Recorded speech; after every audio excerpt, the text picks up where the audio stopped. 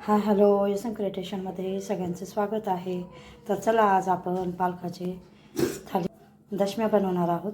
तर इथे मी पालक असा छान असा तेलामध्ये परतून घेतलेला आहे.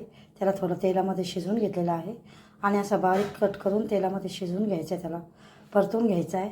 आणि आता आपण दोन दोन वाट्या आपण गव्हाचं पीठ घेतलेलं आहे. थोडी हळद, 1 चमचा लाल तिखट, 1 चमचा मीठ. तर असं हे घालून आता आपण ह्याला छान असा आणि अर्धी वाटी मी बेसन पीठ घेतलेलं आहे. तर अशा पद्धतीने याला आपण आता मळून घ्यायचं आहे. इथे बघू शकता अशा पद्धतीने याला हे पीठ आता आपण मळून घ्यायचं.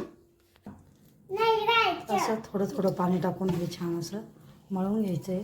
तर याच्या आपण दशम्या बनवणार आहोत, पालक दशम्या.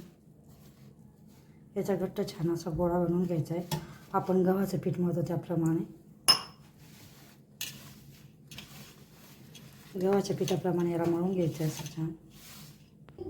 तर इथे बघू शकता असा मी याचा धपाट्याचं हे पालकाच्या भाजीचे धपाटे बनवणार आहोत. तर पालकाच्या भाजीचं पीठ असं मी इथे मळून घेतलेलं आहे. ते बघू शकता या अशा पद्धतीने याला 5 मिनटं आपण याला रेस्ट करून घेऊया.